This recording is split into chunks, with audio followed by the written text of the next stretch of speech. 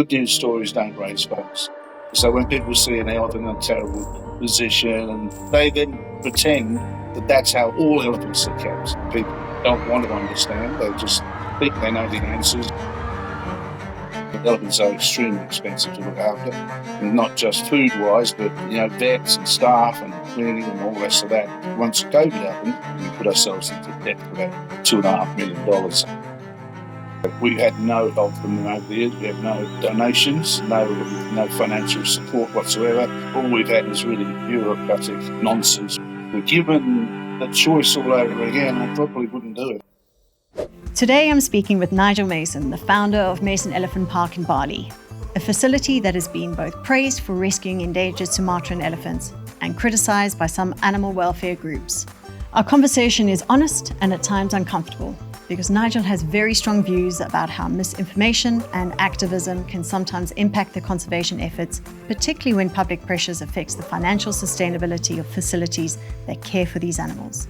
This episode isn't about taking sides. It's about understanding the difficult questions behind elephant conservation, what ethical care looks like in practice, and how tourism intersects with conservation, and why the reality of protecting endangered species is often far more complicated than the stories we see online. Well, a very warm welcome, Nigel, to the Pause and Effect podcast. Thank you very much for giving me the opportunity to chat to you today. Yeah. So you are the founder of Mason Elephant Park in Bali, and that's where you're talking to me from, is that correct? Mm-hmm. So I want to start off with something that will enable my listeners just to understand a little bit from where you're from. Perhaps we can just go back to the beginning.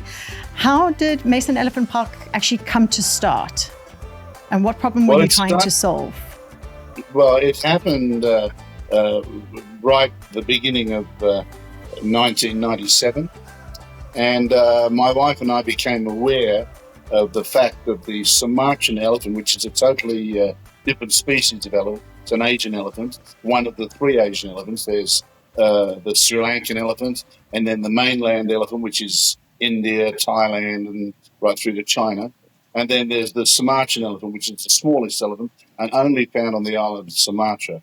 We became aware of the problem that was happening in Sumatra due to massive deforestation, which has been caused mainly by the growth of palm oil, which is the big culprit in Asia, not just in Bali, but also in other countries also, which are, devastating the forests, getting rid of the forest to plant the very lucrative palm oil, and also acacia trees for paper.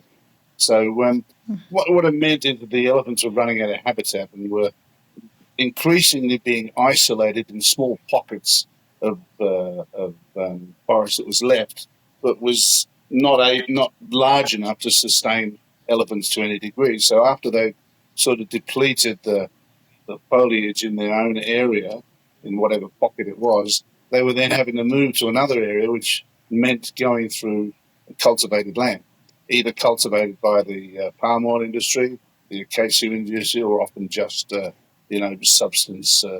subsistence farmers who were just knocking down the forest, growing things for a few years until the soil was depleted and then moving on. So it was like a constant destruction of habitat for various reasons.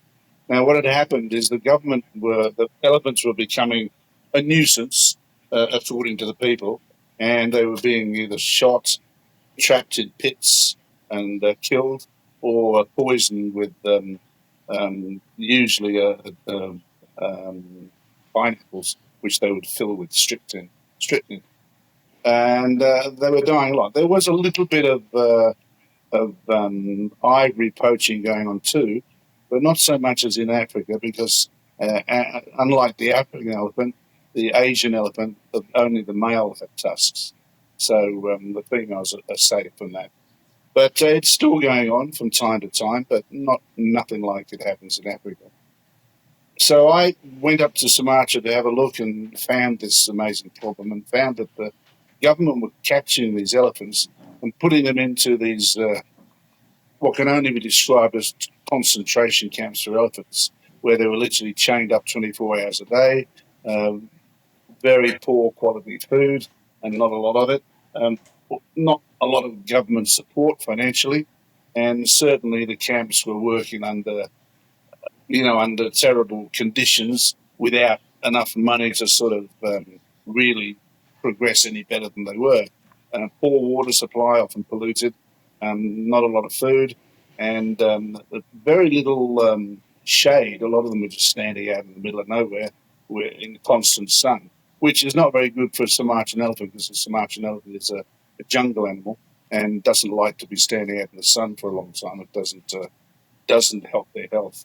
So we decided, in a little bit of emotional reason, to approach the government and see if we could bring a handful of these elephants to Bali and set up a small sanctuary, if nothing more than to just save a few and to perhaps bring attention to their plight, which is what we did. We negotiated and brought a small number down. I think we brought down about 8 or 9 the first trip.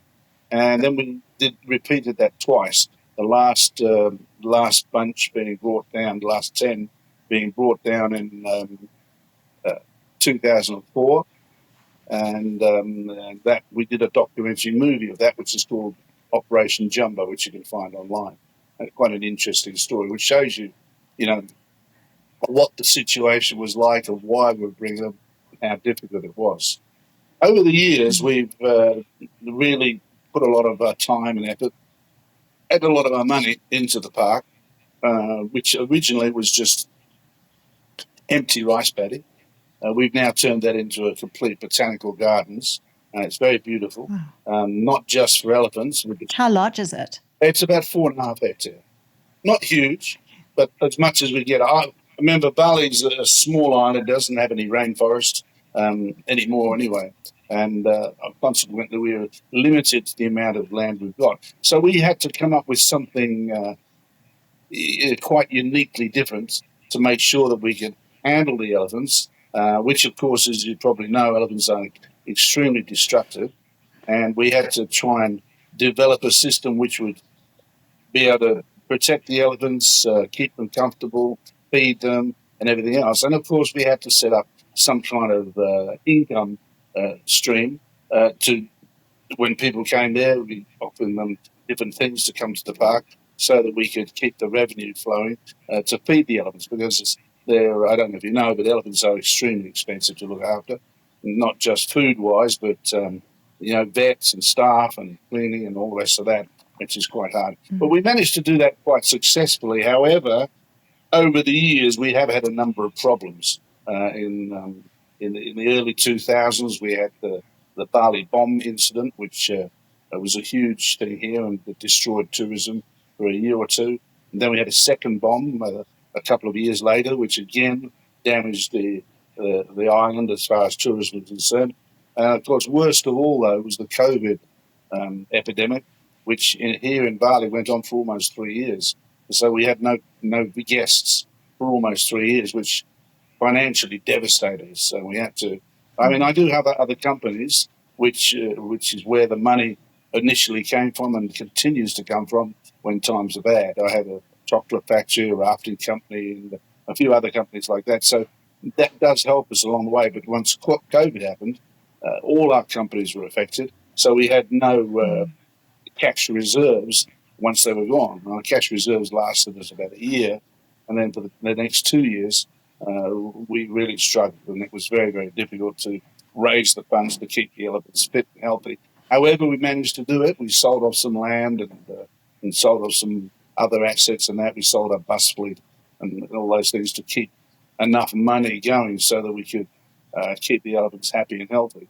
And I know a lot of other places which didn't manage themselves very carefully through COVID, really had enormous problems, and many of the elephants in other places did die or became very, very sick. We didn't have that problem. We actually managed to keep our elephants fully fed throughout the whole time and healthy with the veterinary care and everything. Nothing was affected. We managed to get through it amazingly unscathed, except, of course, financially.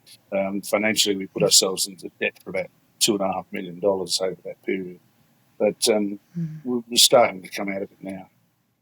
You look at me, I look at you, I see the love in your eyes.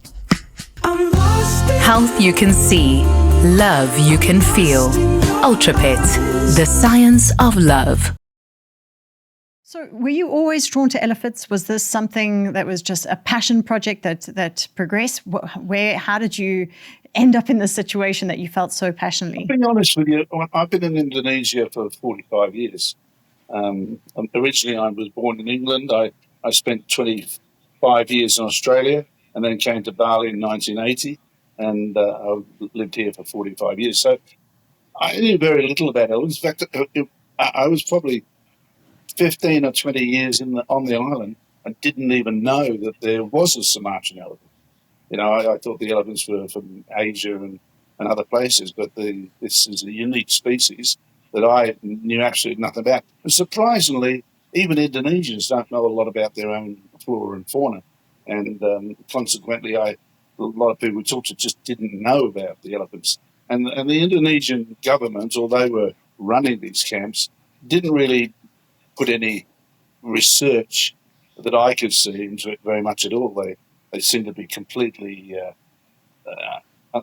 not just uninformed, but also uninspired, which I found quite strange.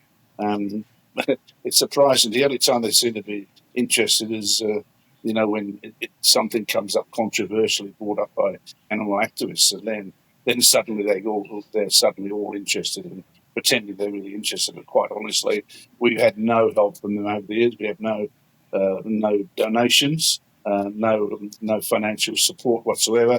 All we've had is really bureaucratic nonsense, which often is a damn nuisance. You know what I mean? Yeah, I can imagine. And so, was the intention ever to, at some point, be able to release them into a natural habitat, or were you aware at that point that this was going to have to be them keeping them in long-term captivity? Yeah, we pretty much knew that was going to be the situation. I mean, when we went to the camps and we investigated, talking to the mahouts who look after the elephants and the vets and that, we realised the elephants, once they got into these camps, were only lasting maximum of 7 years before they died, because it just wasn't the adequate care. So we were pretty much, look, we always had the intention it was possible that would happen, but it was, as the years went on, it was quite obvious that was never going to happen. There wasn't enough land anymore, and also there just didn't seem to be the interest. Yeah. Yeah. Talk to me about the rescue mission. Obviously, I know that there is, for my listeners who are really interested to go and visualize it, that you've made a mention of the documentary that you made. But, there's obviously, you need huge resources, but also a lot of experience in terms of relocating animals of this size. Give us a little bit of an insight into what that looked like. Well, it was very difficult. I mean, we knew nothing about it, and there was no information available. And we pretty much had to make it up as we went along. Luckily, my company was big enough in that I had the expertise on doing a lot of things that the average person wouldn't have, perhaps, because I've been a little bit of an entrepreneur throughout my life, and I'm pretty good at problem solving. So I just put that into practice. Well, first of all, went up there and reconnoitred and looked at what was possible and what wasn't, and so the mission was pretty much we had to get a number of trucks, which we had to rent from Sumatra, big trucks, and then some armed guards to come through Sumatra, which was a little bit wild at that time, and a lot of my own staff and the buses and cars, etc., etc. So the convoy to Bali, which had to cross 3 islands, in other words, going on a ferry twice, 2 times on the ferries, one from Sumatra to Java, and then once the length of Java had been travelled, which was the longest part of the trip, then we had to cross to Bali. Once we were in Bali, there was a short distance to where we'd set up the potential park. What it was a lead car which went ahead sourcing food and water, which was a constant problem because we couldn't carry it with us. We required too much. And then we had a follow-up truck with it. So they would go ahead, source water, and we all on walkie-talkies telling us where we could find water, which was quite difficult through Java because Java was in the middle of a drought. and then finding food, which was quite hard, finding the right food. A lot of times we could only find banana and stuff like that, whereas it was too wet, and of course they're eating only banana and that, they get diarrhea and start to suffer, and it becomes very messy, the trucks and that. So we had to go ahead finding as much dry food as we possibly could to balance with the enormous amount of wet food, which was more easy to find. But we managed to do it incredibly. It's all shown in the documentary Operation Jumbo,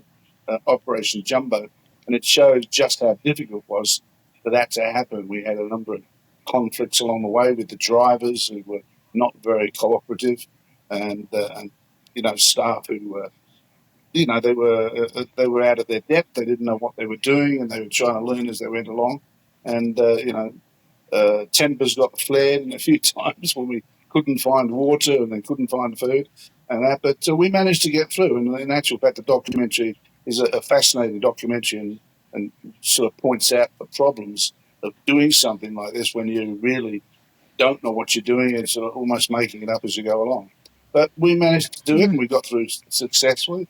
The last trip from central Sumatra took us about 5 days, non-stop, of course. Once the elephants were on the trucks, you couldn't take them off, because if you did, you couldn't get back on again. So we had to just keep travelling night and day until we got to Bali. So it was quite a challenge. I can imagine.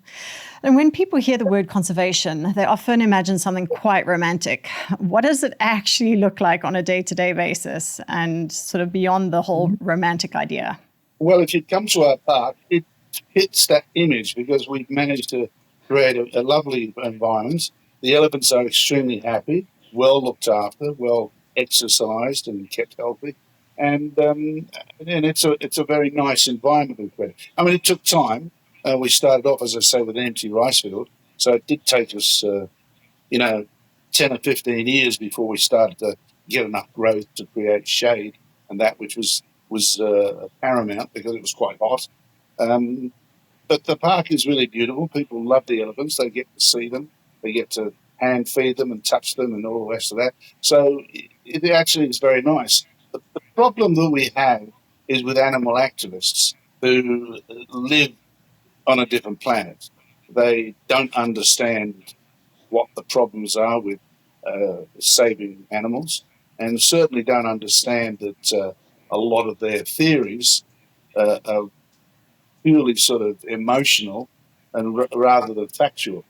And that does create a lot of problems in the world because people have fed a lot of nonsense, and unfortunately they believe it.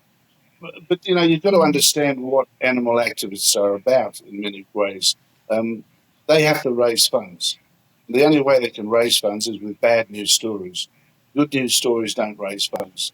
So when people see an elephant in a terrible position and being brutalised by people in Thailand and that, they then pretend that that's how all elephants are kept. It's all elephants are brutalised like that. And so, conservation in that regard becomes a dirty word. And of course, people immediately say, oh, you're just doing it to make money. You're exploiting the elephants, which is a common story we hear from everybody. Zoos, all sorts of places. They all get bombarded with that same logic. Oh, you're just making money out of the poor animals and exploiting them. The truth is that the reality of the planet is far from perfect, and conservation is a hard thing to do. It's very difficult to please everybody, and you certainly can never please those sort of aggressive conservationists who just spread bad news stories so that they can raise funds and keep themselves going. I mean, PETA in America are very, very aggressive, and it's an organisation that raises $90 million a year, and they can afford to do things that a company like ours can never do. We certainly don't come anywhere near that sort of funds. So if we had their funds, we could do so much more. But that isn't the fact. All our funds come from guests who come. We get nothing from the government, nothing from industry, nothing from anywhere. So we have to manage it very carefully to keep keep enough money coming in, not just to feed and maintain the elephants, but also to be able to spend money on the park on a continual basis. And we have 300 odd staff, so it's a lot of staff to look after. And it's not just wages. We have to pay holidays, and we have to pay all sorts of bonuses and stuff like that. The government has rules and regulations. They have to be paid holiday pays and retirement funds and all that. So it's quite an expensive thing to do for any business, never mind one that's looking after animals, which is not a huge moneymaker by any means. A lot of people might think it is, but that's far from reality. Yeah. Other than the financial things, which I think if anybody has had like even a small insight into it, realize there's a bigger picture. What are some of the decisions that you face that are harder than most people realize?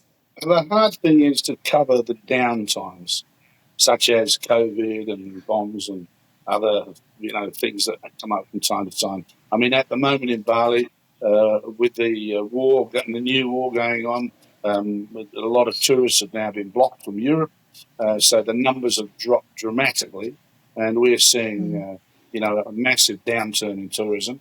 This always affects us because we need a reasonable amount of money to keep the place going. So we then have to start stealing it out of our other companies, such as our chocolate factory, which is not tied to tourism. They're the main difficulties. Looking after the animals themselves, it's a big responsibility, and it does. You do need to know a lot about it. And in the last 30 years, I've certainly become pretty much an expert on Sumatran elephants. Whereas when I started, I knew absolutely nothing. So a big learning curve, and you have to have a thick skin, as I say, because you get a lot of criticism fired at you by people who don't want to understand. They just think they know the answers and demand that you're doing all the things that they suggest has to be done, which in many cases is just not realistic. Yeah. So getting through the money issue is a hard one. Getting through the criticism level that comes, and that is. But the reality is that we get a lot of people. I mean, thousands of people here who love the place. We've had many movie stars over the year. I had a very close friendship with Steve Irwin, the crocodile hunter in Australia when he was alive, and Mark Shand, the famous elephant book writer, who was the brother of Camilla, King Charles' wife. He died a few years ago, unfortunately. And a lot of movie stars that have been here, all sorts of people, a lot of very famous people, like, not so much in the last few years since COVID, but up until COVID, we used to get a steady flow of a lot of tourists, particularly from Hollywood and movie stars and that. We had, Tony Blair here, a few presidents and people like that. So, that was helpful in pushing our image to show that, people were coming to the park who were, not people who wanted to put themselves in a place which was controversial. And it helped us with our promotion and that. But that's, unfortunately, in the last few years since COVID, that's dropped off a bit. So, we're now having to work a lot harder trying to keep the tourists coming. I mean, as we've discussed, elephant tourism is obviously one of the most debated topics globally, with many people feeling uncertain about elephant parks. How do you personally define ethical elephant interaction, just to reassure the listeners? Well, we joined an organisation about 10 years ago called ACES, which stands for Asian Captive Elephant Standards. And they work out of Thailand. It's a very professional organisation, and they come to our park once a year and monitor everything. They do a massive check on everything. It's got more than 200 criteria which we have to follow, and then they rate you accordingly. We have been gold star rated for the last 9 or 10 years with them, and that has helped us a hell of a lot. And it does give us some credibility, although some people don't think it is credible because it's about elephants. A lot of people just have a very negative thing about elephants, the same way they do about dolphins and whales and and many other creatures. That the public is very picky. They pick out the animals they want to be interested in, and to completely ignore the other ones, which might be a bit ugly or or not cuddly looking or whatever. They have their preferences, and elephants seem to be high on the list. And a lot of criticism is always put out because the internet has spread this like crazy. Up until the internet got strong, we really didn't hear much. But since the internet and TikTok and all these other Instagram and that have come out, people tend to spread all sorts of stuff, not knowing what it is they're saying, just following the lead of other people who put these things up because it's trendy to do. So that makes it very difficult for us to, we can't fight that. It's too big for us to fight. So we basically have to try and ignore it as much as we can.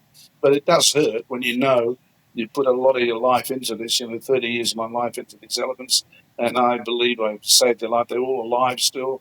Whereas if they'd stayed in Sumatra, they'd have been dead for a few years. And plus, we've successfully bred 6 babies at the park.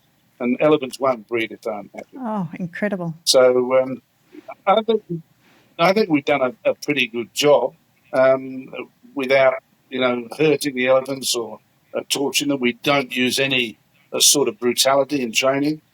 We have a no second chance if anybody of the staff hit the elephant for some reason, even the Muhuts, instant dismissal. We don't stand for any of that. So we really, really take care of our elephants to a very large degree. So what do you feel that they've misunderstood about the work that you're doing?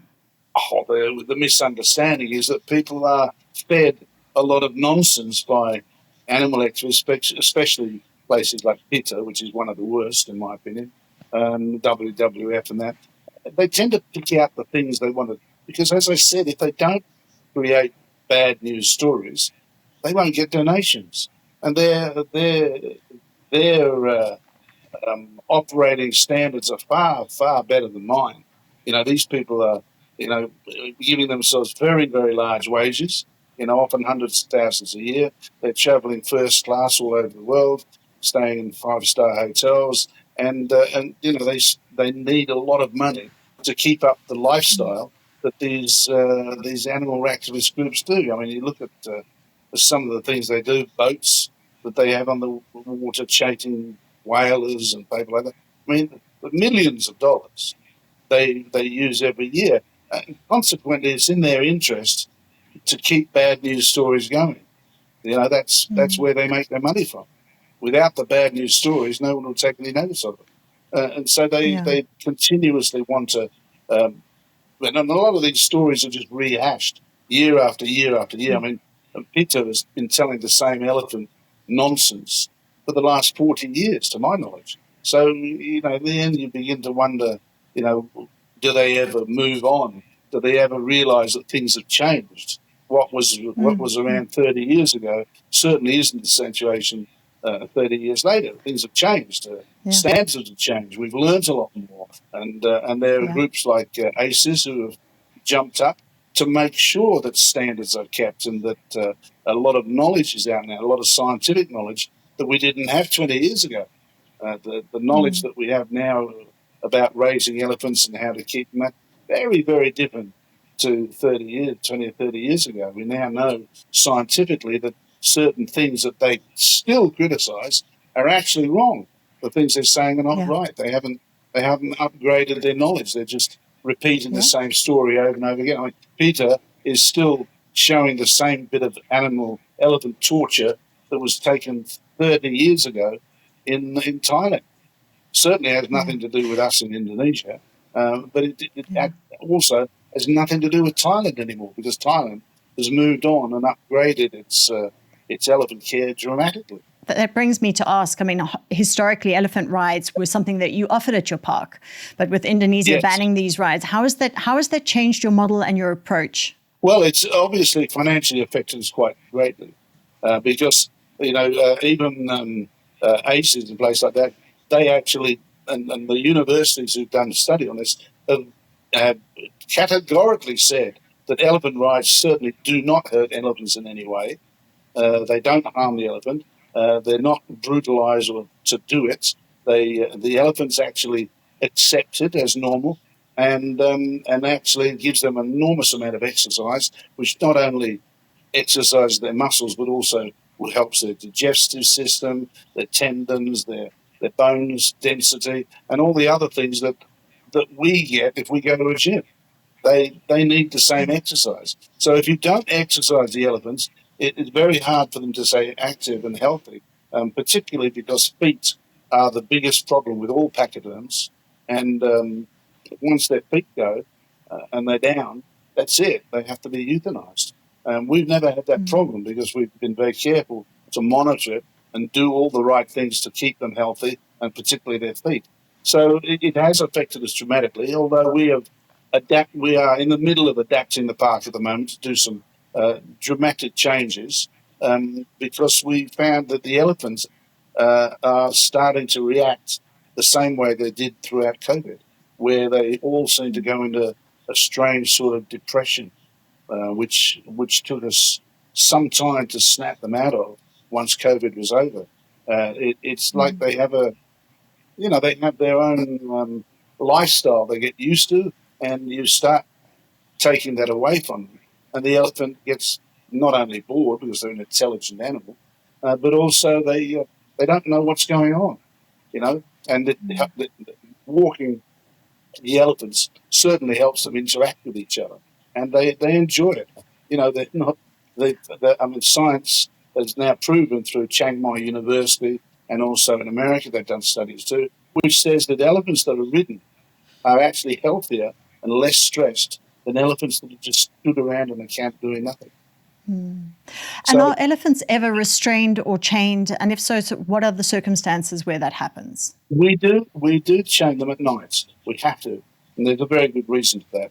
The number one reason is that elephants require a specific diet, and that is according to their age, their size, and their sex. And we have to give them a mixture of diet. And if we just put them all in together and feed them all together, they are terrible thieves. They steal the food from one another. The large elephants thrive, and the young elephants are deprived. So we developed a system where each one has what we call an helipad. It's a circle, which is nice and clean. It has its own water supply in it, which is like a toilet. It self-fills, so they've always got fresh water. And at night time, when we feed them, and that's usually at about 6 o'clock onwards, we load those pads up with a massive amount of food. And that food is a mixture of everything they need. Coconut palms, elephant grass, fruit, vegetables, etc., etc. And that is specifically designed for each elephant. Now, if another elephant comes to that pad, it'll pick all the best out of it, and then move on to another pad and pick all the best out of that, and so on and so on. So we have to make sure they get that food. The only way we can assure that is that they're on that pad with their own amount of food only. So the way to do that is to tether them, which is around their ankle, their front leg. Doesn't hurt them, it doesn't scar them, doesn't hurt them in any way. They don't fight against it because they relate it to food. When they go to the pad, they walk there by themselves. They don't have to be taken there. They know their food's there. They walk there, stand there. They even lift their leg up for the to tie the chain around the leg, which is very loose, as it doesn't hurt them at all. And they eat their food until later in the night, usually around 10:30 or 11, and then they just go to sleep. In the morning, the mahout comes there, releases them for the day. So the rest of the day, they're with their mahouts. So they're not tethered in the daytime, except at lunchtime when they're tethered for 1 hour.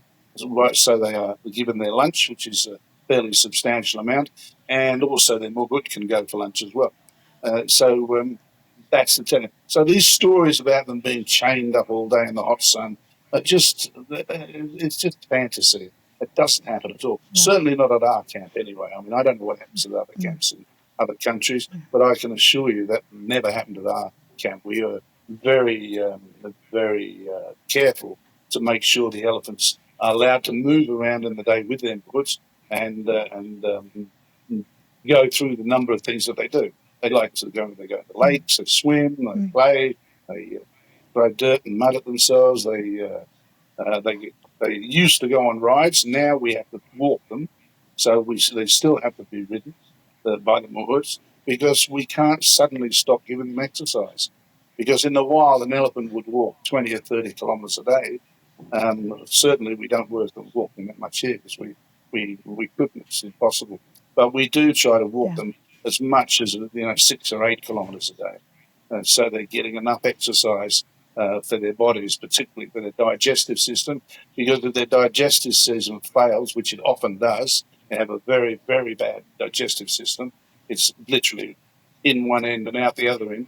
They often get very constipated, and then it's not a pleasant task to have to unblock an elephant. I can imagine. How do you objectively measure welfare in your elephants? Do you use things like behavioral assessments, veterinary audits, stress indicators? We do all sorts of things. We have vets constantly in the park. The elephants are checked every single morning. The first thing the Mahout does when he comes to work is to give them a check over to make sure they're not suffering from anything, make sure they're eating properly, etc. Anything is wrong at all, we immediately bring the vet in. The vets come here twice a week anyway, even if we don't call them. They come here twice a week. They do a check on every single elephant, and we check their feet, we check their what they're eating, because we keep a record of everything with every elephant individually, hence why we have to give them their own specific food diet. So a number of things. And then, of course, each year we have an audit which takes a week with the people from ACES who come over from Thailand, and they check on everything. They go through they have a record of each year, so they examine them and make sure nothing's changed. We weigh them. We have a huge scales here, so we keep their weight monitored. We know what each one weighs and what they should or shouldn't weigh. And so pretty much a lot of it's common sense, really. There's nothing really. Like zoos do it a different way to us, because they're a different type of organisation. We specifically work with elephants, so our monitoring is for elephants only. And we don't have to do a lot of things that are done with other animals, and so it's not so difficult. And we have constant access to a large amount of food. What we did when we first came here to the area, which is a town, a little village called Taro, is we got the village together.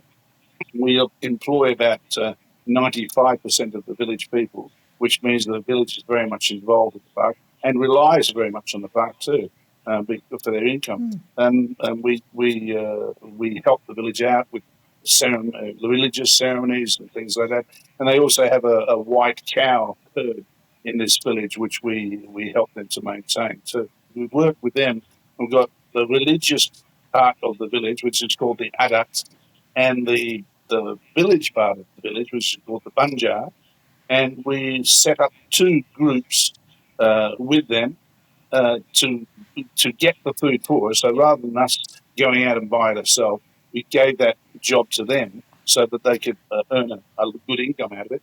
And they have to bring in X amount of food per day according to what we need. And of course, we have a determined price, which we keep to, which is monitored once a year in case they need more, there needs an increase. So it's very, very carefully monitored, and we work very, very closely with the village to make sure not only that the food keeps coming as we need it, but also that the standard is high and that the quality of the food is high. Because often, what will happen is they'll start cutting the quality of the food down, et cetera, et cetera. But for instance, one time we found that the village was collecting coconut palm leaves, which is a staple diet of the elephants, near the coast. And the elephants started to reject it because it was too salty. So we then had to say, look, you can't get the coconut palms near the coast anymore. The elephant doesn't like it; it's too salty, and so we changed it. So that's the kind of thing we have to monitor all the time, make sure that the food is of a high quality and that we get it in the right quantity too, because we need a lot of food. Each elephant eats 250 kilos a day. It's a lot of food. It's crazy. In your honest opinion, can the elephants in human care truly thrive, or do they just adapt in order to survive? Look, elephants can adapt. There's no doubt about that. And I know they have had to adapt. by being in a captive situation. Obviously, it's different to being in the wild where they have to search for their food every day and search for their water every day. And of course, elephants in the wild do have a lot of conflict. People don't realise that. They think they all live lovey-dovey and they're all happy friends. That isn't actually true with elephants. Actually, they have a lot of conflict, not just amongst the males, but also amongst the females. There are a lot of females have their likes and dislikes, and they have certain elephants they don't like. We have to monitor that very carefully to make sure that we keep separate any elephant that doesn't get on with another one. And that has to be monitored all the time because it can change. One year they're okay, the next year they become a bit touchy and don't particularly like that elephant. We don't know why that is. Obviously, they have a reason in their own minds, but we have to monitor that very carefully because we don't want elephants being injured. So elephants do adapt, obviously, to live in that, but they adapt to it quite quickly. And as long as they're trained kindly and properly, as you would a dog or a cat, using kindness and repetition, and as long as it's a program that keeps them mentally active as well, because we have to consider that as well, it works well. The elephants adapt to it like, it's like bringing home a stray dog. When it comes to your house, first of all, it's aggressive, not happy, and everything else. And by careful love and attention, it eventually becomes a household pet that you love and it loves you. I mean, the elephants are the same. They have enormously good bonds with their mahouts, and proven by just recently we have only one female mahout. She got pregnant 5 years ago and had to stop work. And her husband, after she'd had the baby and the baby was grown, he was very reluctant for her to go back to the park and work. So for 5 years she didn't come back. And then about a year ago she came back to the park to see me and said, Nigel, can I get my job back? So she came back. Well, the first day she came back, we put her back with her own elephant that she'd had before, an elephant called Lupchip, and he was a big male elephant, which is harder to look after than a female elephant because they are a lot more. I wouldn't say aggressive, but they're certainly more stubborn, to work with. Look, it met her like an old friend. It was wonderful to see. I wish I'd videoed it, actually. But she came back, and the elephant recognised her immediately, and the first day, she was working with it exactly the same as she had 5 years previously. So it just shows that the elephants do appreciate kindness, they do develop relationships, and they do have great memories, which is wonderful to see. That is wonderful. So do you have one staff member per elephant? Yes. Well, we actually have a few spare too, because obviously we have to allow for holidays, annual leave, etc., sick days, and of course just days off. So we have about 1.5 mahouts for each elephant, so they can be there to take over. The male elephants are the most difficult. They don't tend to like 2 mahouts. They tend to like 1.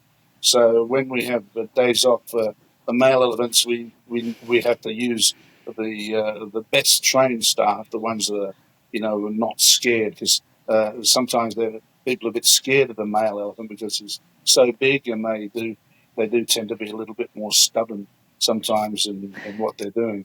But we've never had serious accidents or anything. Our elephants are trained very kindly and carefully, so they're not going around with a chip on their shoulder wanting to kill everybody who's been unkind to them, which they can do. You're unkind to an elephant, and it will certainly remember. And it's happened many, many times in the world where their own mahouts have been killed by their elephant because they've brutalised the elephant. We don't allow that. If they brutalise the elephant, not only are they dismissed because of that reason, but also because once they brutalise the elephants, in my opinion, they're in danger. The elephant will remember one day and get its own back. Mm-hmm. So if you were founding the park today, knowing what you know now, would you build it any differently? I wouldn't do it. You wouldn't do it? Quite plainly, I wouldn't do it. I'm being honest with you. I wouldn't do it because it's disrupted my work, my life. in a very positive way, and I've loved what I've done, etc., but also in a very negative way. I've had so much thrown at me over the years by these people, and it's constant and ongoing, and it's got much, much worse as the internet has grown. You know, we try to explain everything to them we always answer any query we get, but it just is the way it is. So I probably, given the choice all over again, I probably wouldn't do it. I'd let somebody else do it. But that doesn't mean I haven't enjoyed what I've done, and it doesn't mean I'm about to give up. I mean, my family is involved. My wife is as passionate about the elephants as me. I have two sons who are both in their mid-30s. They're now part of the company. They love the elephants, love the business, and they've done a fantastic job. So I'm 82. I'm not going to live forever. So, you know, I've got to realise that someone's going to take over from me. And luckily, my sons have chosen to do that. So I'm happy with that. But that's great. in some ways, I feel a bit guilty that I'm handing this over to them, because they're going to have to put up with a growing thing with elephants. As much as we've stopped riding, it hasn't slowed down the criticism. We're still getting it. And not only that, they're now criticising my company. My name's Mason, and we have a lot of products, Mason Chocolate, Mason Ventures, etc. And those companies are being attacked just because of our connection with elephants. So it's really quite unfair, and you know, to the point where it can't really be justified. It's just vindictiveness, you know. Oh, you've got elephants, so we're going to attack you with everything we can. And these are people who've never even been to the park. 99.9% of these people have never ever been to the park, so they don't even know what they're talking about. Which is pretty unfortunate. Can be really demoralizing. Yes, it is, because I mean, I believe we've done a good job and we've done the best we can, and we saved these elephants. They'd all be dead if we hadn't taken them. Yeah. So let's get back to sort of informing people. Where do you personally draw the line between enrichment and exploitation? What are the kind of measures that you've got in the park to reassure these people? Well, exploitation is all in the mind. I mean, you can believe we're exploiting the elements as much as you like, but exploitation is when you're making a lot of money out of doing something with as little effort as possible. We put a lot of effort in, and we put an enormous amount of work and money into the park, and continue to. Even now, we're spending a lot more money on the park because the riding is no longer. We've got to still try and keep an income rolling in, so we're now having to put a lot of money into the park to try and give people things to do, which we can gain a continual income from. So, you know, exploitation is definitely something that happens to animals all over the world, I'm sure. But in our case, you know, we don't believe we're exploiting the elements. Over the years, they've cost me a hell of a lot more than I've ever made out of it. I've certainly spent more money on the park than I've ever put in my pocket. So I don't know how we can be, said to be exploiting them, because we're just not. You know, we didn't go into this for a reason to exploit them. We went into this with a reason to save them and give them a home and help to breed some, and also to bring awareness to people about the Sumatran elephant, which is critically endangered. So, you know, as I say, exploitation is all in the mind. It's certainly not in our mind. We're not here to exploit them. But if you want to believe we're exploiting them, we can't stop you. You know, that's the way it is. And most people want to believe that. And what can you do? Well, no, I think the thing is to put out the right information, as we're doing here, is to, you know, explain what you're doing and why. I mean, what, for example, would need to change globally for facilities like yours to no longer be necessary? The jungle would have to come back. I mean, the answer is all these animals would have to be back in the jungle. And that's impossible. The jungle's gone. Just isn't there in Sumatra. Yeah. And you have to now realise that a third of the world's elephants are under human care. Without human care, they wouldn't even be here. And a lot of people forget that. And a lot of elephants are being bred in elephant facilities. When I started on rescuing the elephants, there were only 3,000 left in the wild. Today, there are well under 1,000 left in the wild. So they're doomed. They're doomed. I think, 10 years' time they'll be gone completely from the wild, without a doubt. When you consider that in the last 30 years since we've been open, they've gone from 3,000 in the wild to well under 1,000 in the wild. It's so sad. Well, let's talk about the elephants themselves. So, I mean, I have huge respect for them. I don't know how people cannot totally admire them and want to facilitate anything that is going to keep them around, because they are such phenomenal creatures. But so for people who do not understand, let's talk about what are the things when you find your guests come in, or you do have tourists, that surprise people the most about elephants. Is it their intelligence or their emotional lives? Is it sheer size? Yeah, I mean, people come and they're just blown away. People are emotional. I mean, we see a lot of people who've never seen elephants before. They come here and they can get up close to them and touch them and hand feed them. Often people cry. They get very emotionally involved. And we have a lot of people over the years who come back year after year just to see the same elephant that they saw the year before or 2 years before. And many people who came here with their children, the children now come here by themselves, because after 30 years, obviously a relationship has been developed. And that's the amazing thing. People, I mean, they're a fascinating creature. They're a funny-looking creature, They are really quite uniquely different to anything else. And people they get immediately attached to them. They really do. I mean, I mean, when we used to do the riding, the mahouts, when the guests were going around, he was trained to give them all the information. And our mahout would be for the whole walk, which would take about 25 minutes only. He'd be telling them all about the elephant, all about that particular elephant, its history, where it came from, how old it is, whether it had a baby or not, and its personality, and also about himself and why he works with the elephants and that. And a lot of the mahouts will say the same thing. This is my second wife. They love their elephant, and they're absolutely emotionally attached to their elephant. That's how much they care about it. And people pick up on this very quickly, and they love it. That tie emotionally to the elephant.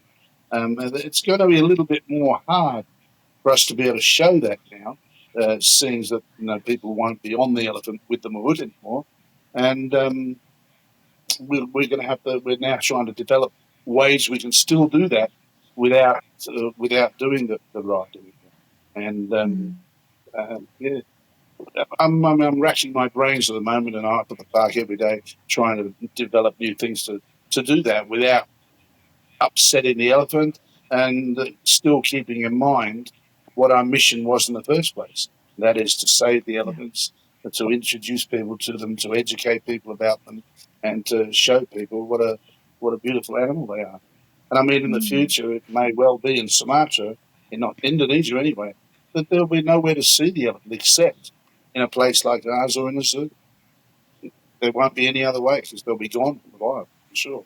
The palm oil industry is absolutely evil. And unfortunately, the main people who own all the palm oil are rich people, army, government officials. They've all got massive amounts of land with palm oil in it. And it's a very lucrative business. So they don't really care to kick the elephants. Are just a nuisance, to be honest. And what have these elephants taught you about humans? It's taught me that humans are basically quite stupid to a large degree, because they believe any rubbish that's taught to them on the internet. They believe it unquestioningly. And I find that pretty sad, that people no longer got a brain where they inquire and want to know. They just accept things blindly and with no question. I find that really sad. I mean, I've tried to bring my children up to be inquisitive about the world, inquisitive about everything. Learn as much as you can. Don't go by this logic. Oh, I don't need to know that. I can Google it. It's all on Google. No, it might all be on Google, but Google doesn't teach you how to work your brain. It just gives you answers. It doesn't give you the logic behind the answers.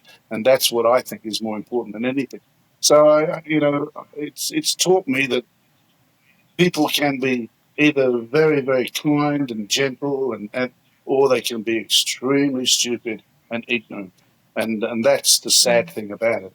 I would love to see people come in, and a lot of people come here with all the wrong ideas, and in half an hour we educate them to change their mind because we teach them Yeah. what the truth is, not what the fantasy is, and I think that's a very important thing that we do, but Yeah. unfortunately we can't do it enough because most of the people who have all this hatred and, uh, and anger in their minds, they never come here, and you can't tell them online. They don't believe you. I mean, I've been told after sending a 2-page email explaining everything to them, they've sent me back a one-liner saying you're a bloody liar. But Wow. so what can you do? You can't change people's mind if they don't want to be changed. Yeah, I can imagine it's been an absolute roller coaster in terms of dealing with all of this whilst trying to do something positive with the right intention. Very much. What would you say has been the Well, most sort of emotionally difficult moment for you? COVID most definitely was. COVID nearly destroyed us. I mean, I came very close. I had to sell everything to survive. I even sold my beloved Harley Davidson. So, yeah, it was the hardest time. It was very, Yeah. very emotional. I mean, I'd wake up at the night and sometimes cry because I just felt so frustrated that I couldn't do anything else. I mean, I'm a pretty emotional person. It gets to me just like anybody else. Yeah. Look, there are always going to be facilities out there that let us down. I mean, I'm going to use the example of the reputation of a vet. We as professionals used to be highly regarded and respected. And now, you make mention of Google, but, online influencers have an opinion that's valued more than us. And so we face the same kind of challenges. But Sure. Experts are no longer trusted. so for listeners who really care about animals and feel conflicted about wildlife tourism just generally, what questions should they ask before visiting any elephant facility? And what are the kind of red flags that they should look out for that obviously destroy your reputation, but what should they be looking out for that they can actually see the difference between yours and? Yeah. If they're going to go to an elephant facility somewhere, particularly in some parts of Asia where they're known to be more cruel, places like Cambodia and Sri Lanka, they need to, do a little bit of research online, see how long the place has been around, look up its reputation, but don't just go by what people put online, because a lot of what people put online is not necessarily true. You want people if people are giving you an opinion, it needs to be people who've actually been there and experienced it, not people who are just stating something that they're copying from what someone else has said. So, look into its history, how long it's been there, what its main reputation is, and try and find out a little bit about its background as far as veterinary care and things like that. Most people I think, have common sense. And I think common sense is the main thing. Look at the facility and see what your common sense tells you. Does it look legitimate? Yeah? In terms of ordinary people, what can they realistically do to support ethical conservation? Go and see it. Visit it. That's the best way. Yeah, no, I agree. I think, we have the same thing in South Africa where we have game reserves and, I mean, they are well supported and fortunately, very pleased we get international people coming to do the same. And I think, obviously we would see them really struggle and there would be certainly welfare issues if they were not well supported. So I agree that the best thing to do is to actually physically go and support it. My final question for you, and it's a bit of a crazy one, just to keep it light at the end. If elephants could speak to us as a species right now, what do you think they would say to us? They'd probably tell us that we were crazy, that we really don't care about them very much. Because I think the average the average person pretends to care a lot, but a lot of it is just superficial. It's just words, not actions. I mean, during COVID, for instance, we begged people. We went online and put a GoFundMe thing together. We raised almost no funds at all. People just weren't interested. Yet here they are now complaining about this and saying that. What I ask the question is, where were you when we, not just we, but the elephants themselves were in desperate need? Where were you then? Where were your voices then? They weren't anywhere. Nobody gave a damn. Nobody even gave us moral support. Yeah, very little indeed. There were some people, thank goodness, but we throughout the whole 3 years that we were closed, we received about 2 months donations from the Indonesian Zoo Society, and we received about 4 days support from the world. Yeah. Before we wrap up, if people want to learn more about Mason Elephant Park or the work that you're actually doing there, where can they find the correct information? Well, they can go online to our masonadventures.com or masonelephantpark.com. Either of those will lead you to the right information. Watch some of our videos and movies that we've got there, which show a lot of why we've done things and why we do things, how we've done things. Although in the last few weeks we've taken down everything about elephant riding. It's all been removed from our site. But anybody who's really that interested and wants really more information, if they're really interested, they can always get in touch with me personally. Nigel, thank you. Thank you for being willing to step into what is quite a complex and sometimes uncomfortable conversation. But I really appreciate your openness and I appreciate your time. Thank you so much for tuning into today's episode on the Pause and Effect podcast. If you found the discussion helpful, please like, share, and follow our podcast. Don't forget to leave us a comment or review. We love hearing from our listeners. Remember, you can listen to us on your preferred podcast platform. Welcome back to Just for Pets. You're with Dr. Cara. Hi, Doc. It's Justin the Jack Rossi here, and boy, am I itchy. Are you on a hypoallergenic diet? Hyper what now? Changing to a special diet will really help. And Just for Pets have a massive range. And flea and tick medication, special shampoo. Ooh, how quick can you get some? Order today and we'll deliver pronto. I feel better already. Justforpets.co.za. Vet approved, pet adored. Get it all to your door.